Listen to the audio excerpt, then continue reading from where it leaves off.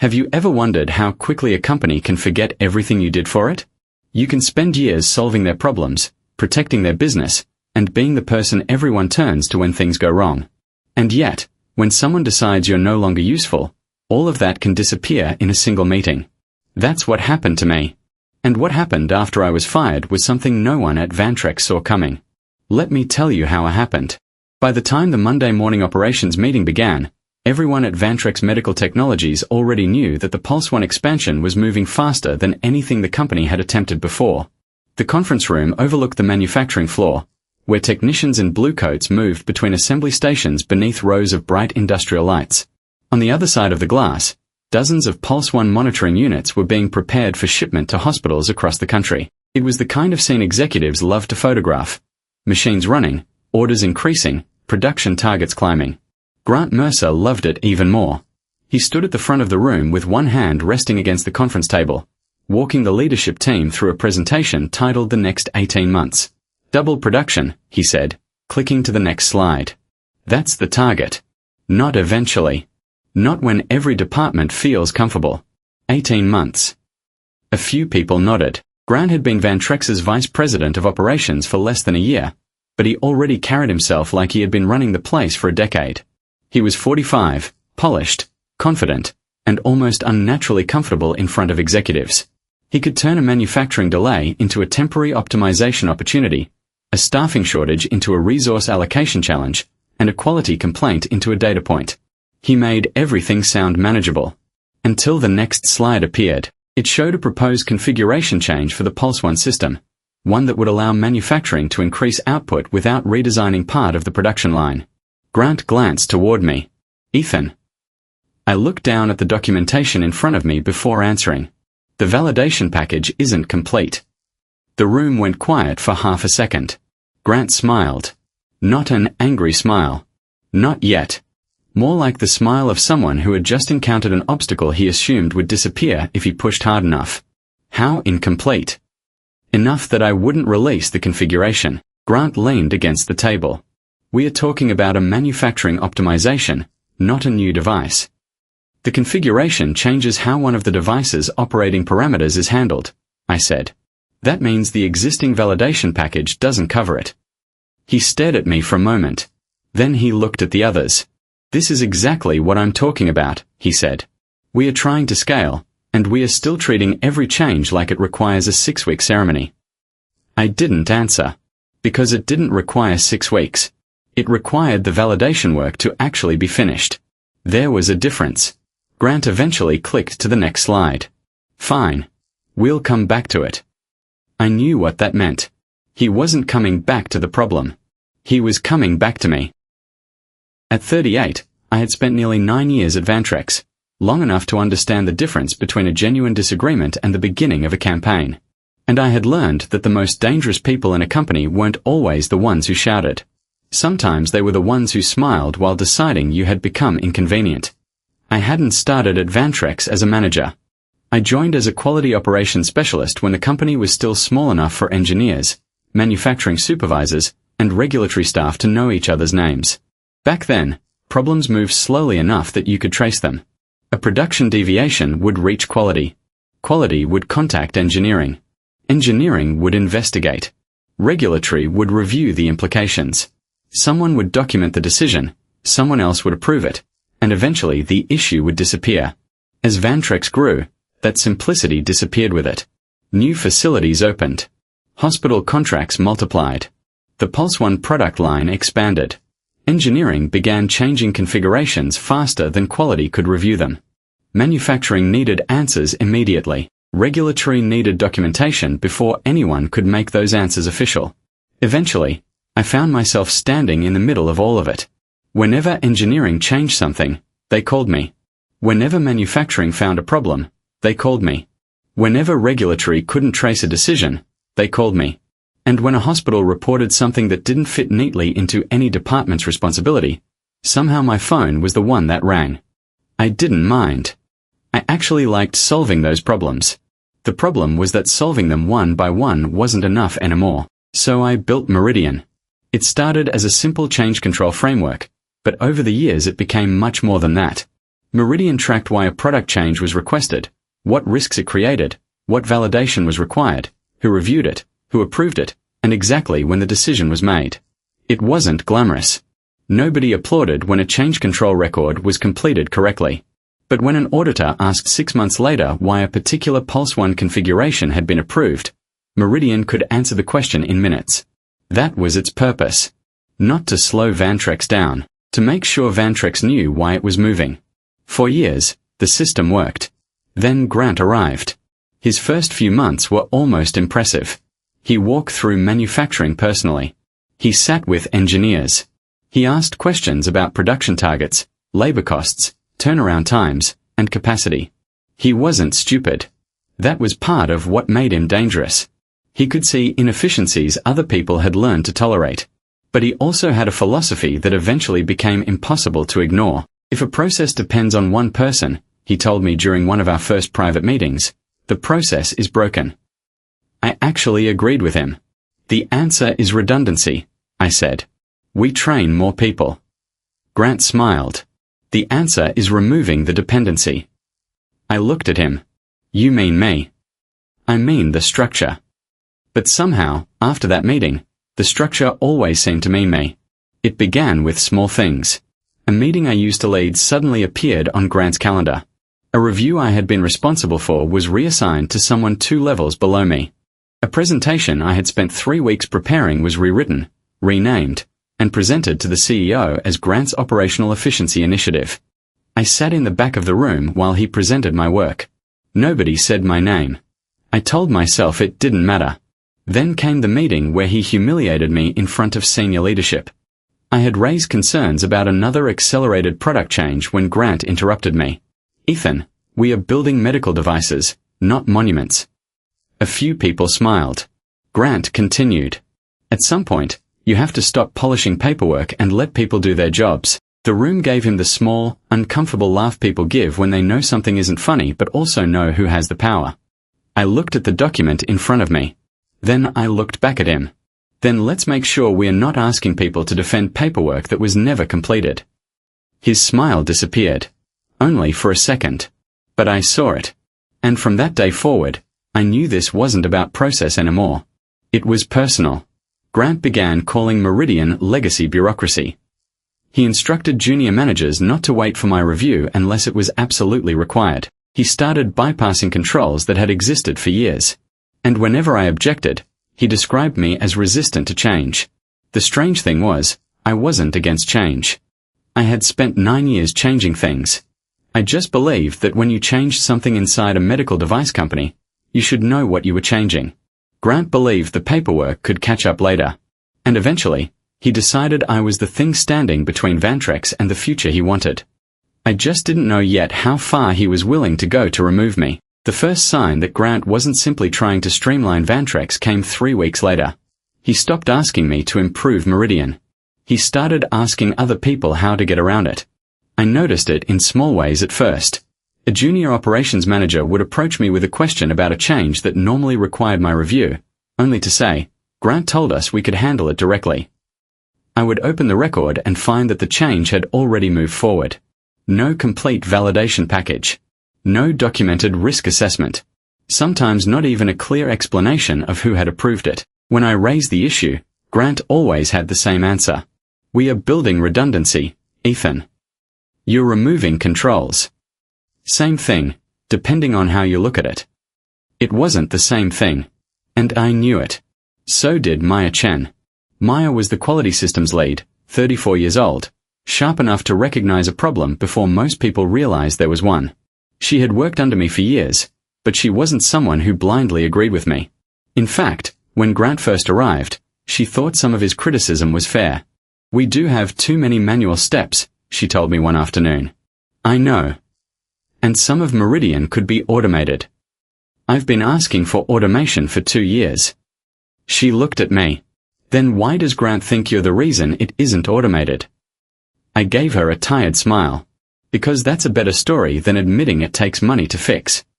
She didn't laugh. Neither did I. The truth was becoming harder to ignore. Grant didn't want Meridian improved.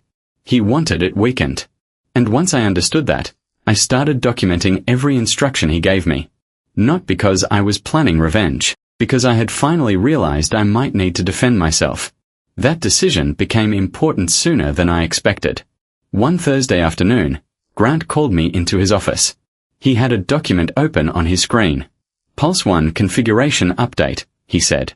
I want this released by Monday. I looked at the package. Validation isn't complete. It's almost complete. Almost isn't complete. He leaned back in his chair. You know what the difference is between you and me, Ethan. I waited. I understand that business decisions sometimes have to be made before every box is checked, and I understand why those boxes exist. His expression hardened. Then he pushed the document toward me. Approve it. No. He stared at me. You're making this more difficult than it needs to be. No. I'm telling you the documentation isn't sufficient. He sighed, then picked up a pen. Fine. Put your concerns in writing. I did exactly that. I sent him a formal email detailing the missing validation, the unresolved risk assessment, and the specific controls that would be bypassed if the change moved forward. He replied with 2 words. Understood. Proceed. I stared at that response for a long time. Because the instruction was clear. And so was my warning. I saved the email. Then I went back to work. 2 weeks later, my performance review arrived. I had been at Vantrex for nearly 9 years. My previous reviews had described me as dependable, technically strong, collaborative, and consistently above expectations. This one was different. I was suddenly described as resistant to change, overly procedural, insufficiently flexible, poor at cross-functional collaboration. I read it twice. Then a third time. There was something almost impressive about how carefully it had been written. It didn't accuse me of incompetence. It didn't have to. It simply turned every quality that had made me valuable into a liability. My attention to detail became inflexibility. My insistence on documentation became obstruction. My willingness to challenge unsafe decisions became poor collaboration. I looked at the bottom of the page. Grant had signed it. That was when I understood. This wasn't a performance review. It was a paper trail. He wasn't trying to fix my performance. He was building a reason to get rid of me. I walked into his office the next morning. You wrote this. Grant didn't look up from his laptop. I reviewed your performance. You've never raised any of these concerns with me. I don't need to. You've been changing my responsibilities for months. Because the organization is changing. You've been bypassing Meridian. Because Meridian needs to evolve. You've been telling people not to wait for my approval. He finally looked up. Ethan, this is exactly what I'm talking about. What? You keep making everything about you. I almost laughed, but there was nothing funny about it. You're dismantling a system I built because you don't like the person who built it. Grant leaned back. No.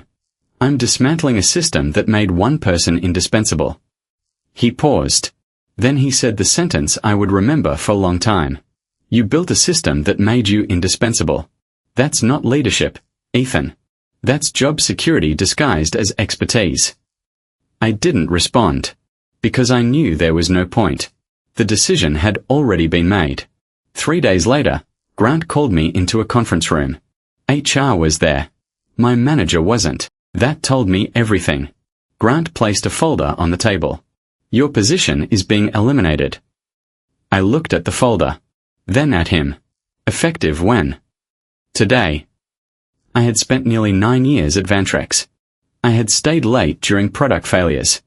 I had rebuilt documentation before regulatory deadlines. I had spent weekends answering questions from manufacturing supervisors. I had walked into meetings at 6 in the morning because a hospital needed an answer before its first shift. And now my employment ended with a folder on a conference table. HR explained the severance. Grant explained the transition. I barely heard either of them. When I returned to my desk, my access badge still worked for another few minutes. I packed slowly. A notebook. 2 framed photographs. A coffee mug. A small brass paperweight someone had given me after our first major audit. Then I looked at the monitor. Meridian Protocol, version 7.4. For almost 9 years, I had believed that if I built something good enough, eventually people would recognize its value. Maybe that had been my mistake. I shut down the computer. By the time I reached the lobby, my badge stopped working. The security guard didn't say anything. Neither did I. I walked through the front doors carrying one cardboard box. Outside, Minneapolis was cold and grey. I put the box in my car and sat behind the wheel without starting the engine. For the first time in years, nobody was waiting for me to solve anything. No phone calls. No urgent messages. No manufacturing problems. No regulatory questions. Just silence. I opened my laptop. The last file I had worked on was still there. Meridian Protocol, version 7.4. I stared at the title. And for the first time, I wondered if Grant had been right. Maybe I had become too cautious. Maybe I had confused responsibility with control. Maybe I had spent years protecting a company that had never really needed me. Then an email arrived. The sender was Maya. The subject line was simple. Ethan, I think you need to see this. I opened it. There were 3 attachments. The first was a change control log. The second was an internal approval record. The third was a screenshot from the Meridian system. I read the first line. Then the second. And by the time I reached the bottom, I was sitting completely still. Because less than 2 weeks after firing me, Vantrex had bypassed one of the controls I had spent years building. They had reused a validation package for a materially different Pulse 1 configuration. And someone had approved it. I knew immediately what that meant. The same system Grant had called bureaucracy was now showing exactly what had happened after I left. I didn't feel satisfied. I didn't feel angry. Not yet. I just closed my laptop and said quietly, okay. Then I opened a blank document. At the top, I typed, timeline. And underneath it, I began with the first date. I wasn't going to sabotage Vantrex. I wasn't going to contact its customers. I wasn't going to delete anything or leak anything that didn't belong to me. I was simply going to document what happened. Because if Grant wanted to believe I had been the problem, I was going to let the record decide. And somewhere inside Vantrex, the first consequences of my absence had already begun. The first consequence came 4 days later. Maya called me just after 7 in the morning. Ethan, do you have a minute? I was sitting at my kitchen table with a cup of coffee and the timeline I had started the night before. What's wrong? There was a quality hold on the new Pulse 1 configuration. I opened my laptop. Why? Documentation discrepancy. I leaned back. What kind? She hesitated. The validation package they used doesn't match the configuration that went into production. I looked at the timeline in front of me. Who approved the change? I think you already know. I did. But knowing wasn't the same as proving. Don't alter anything, I told her. Don't fix the records. Don't clean anything up. If there's an issue, let quality handle it properly. I know. And Maya. Yeah, don't put yourself in the middle of this for me. She was quiet for a moment. I'm not doing it for you. Then she hung up. That afternoon, Vantrex's manufacturing floor stopped one production line. The company called it a temporary quality review. Inside the building, everyone knew it was more serious than that. The configuration Grant had pushed through was now being questioned because the documentation supporting it didn't fully correspond to the product change. The problem wasn't that the device suddenly stopped working. The problem was that nobody could confidently prove that every step required to approve the change had actually happened. That distinction mattered, especially in a medical device company. Grant responded exactly as I expected. He blamed the process. Then he blamed quality. Then, eventually, he blamed me. Laura Bennett, Vantrex's CEO, called an executive meeting. I wasn't there. But Maya later told me what happened. Grant apparently said, Ethan built Meridian so no one else could operate without him. If the system is this complicated, that's part of the problem. Then someone asked a simple question. If Ethan was the problem, why did the issue appear after he left? Nobody answered. 2 days later, another problem surfaced. A hospital preparing to expand its Pulse 1 deployment requested clarification on the configuration documentation. Then another hospital asked the same question. Vantrex's customer service team began receiving calls. Not because I had contacted anyone. I hadn't. I hadn't even told a single customer that I was gone. The hospitals were asking questions because their own quality teams were doing exactly what quality teams are supposed to do. They were checking the paperwork. And the paperwork wasn't clean. That's when Grant tried his final move. He contacted me. His message was only 3 sentences. We need to discuss the current situation. Your assistance may be required to clarify certain legacy processes. Please make yourself available. I stared at the screen. 9 years of my life had apparently been a legacy process. I didn't answer immediately. Instead, I opened the timeline.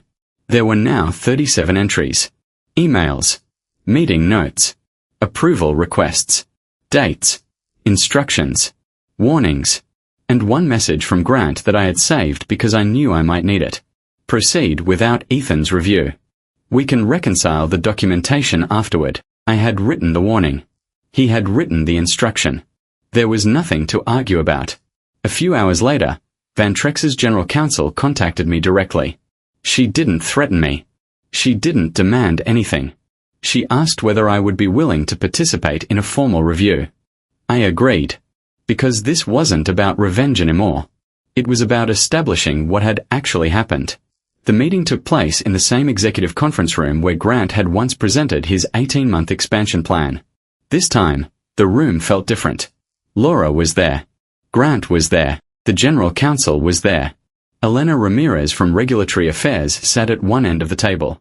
Maya was there too. I sat across from Grant. He looked tired. For the first time since I had met him, he didn't look like the most confident person in the room. The general counsel placed several documents on the table. Ethan, we'd like you to walk us through the timeline. I opened my folder. I can do that. Grant leaned back. Before we start, I think it's important to establish that Ethan was responsible for Meridian. He designed the system, controlled the workflow, and had significant influence over the process. I looked at him. Then I looked at the general counsel. That's true. Grant seemed surprised. I continued. I built Meridian, but I didn't control what happened after my access was removed. The general counsel nodded. Let's start with the first change. I slid the first document across the table. This is my written objection. Then another. This is the response. Then another. This is the approval record. Elena picked it up. Her eyes moved across the page. Who authorized this? I pointed to the signature. Grant. Grant immediately leaned forward. That was an operational decision made under an accelerated timeline. I know. Then you understand why we couldn't wait for every step. I understood it then too. That's why I documented the risk. Silence. I turned to the next page. This is the change control record showing when the validation package was reused. Elena looked at it. Then she looked at Grant. This configuration is materially different. Grant said nothing. I continued. This is the email where I explained that the original validation didn't cover the new configuration. The general counsel read it. Then she looked at another document. And this. That was sent after I was terminated. She read the timestamp. Her expression changed. Grant noticed. What's the significance? I answered. It proves I wasn't involved. Grant stared at me. I continued. I had no access to the system by then. My credentials had already been disabled. The room became very quiet. Then the general counsel placed one final document on the table. Grant's own email. Proceed without Ethan's review. We can reconcile the documentation afterward. Nobody spoke. Grant looked at the page. Then at Laura. This is being taken out of context. Laura finally spoke. What context makes that sentence better? Grant didn't answer. For months, he had told everyone that I was the obstacle. That Meridian was unnecessary. That my caution was holding Vantrex back. That the company needed to move faster. And now the record showed exactly what happened when he got what he wanted. They moved faster. They just didn't move safely enough. Elena finally spoke. Laura, we have a much larger problem than the configuration itself. Everyone looked at her. We need to review every change process through the accelerated pathway. Grant's face tightened. How many? We don't know yet. The general counsel closed the folder. We'll find out. Grant looked at me. There was something different in his expression now. Not anger. Recognition. He finally understood that I hadn't been trying to win. I had simply stopped protecting him from the consequences of his own decisions. A week later, Grant was removed from operational authority pending a formal investigation. The Pulse One rollout was temporarily slowed. Several customer deployments were reviewed. The company had to rebuild portions of its change control process and explain the discrepancies to customers and regulators. The same company that had once complained about how much time Meridian required was now spending far more time fixing the damage caused by bypassing it. As for me, I never went back to Vantrex as an employee. They offered. More than once. The last conversation happened with Laura herself. I made a mistake, she said. I believed her. But I didn't change my decision. You didn't just make one mistake, I said. You trusted the wrong person, and then you let him convince you that the people protecting the company were the people holding it back. She nodded. So what would make you come back? I thought about it. Nothing. She looked surprised. I smiled. That's the part one finally understand. A few months later, I accepted a position as Director of Quality Systems at another medical device company. The title was better. The salary was better. But neither was the reason I accepted. For the first time in years, I worked somewhere that understood what quality actually meant. Not paperwork. Not bureaucracy. Protection. One afternoon, Maya sent me a message. They finally understand what Meridian was doing. I smiled when I read it.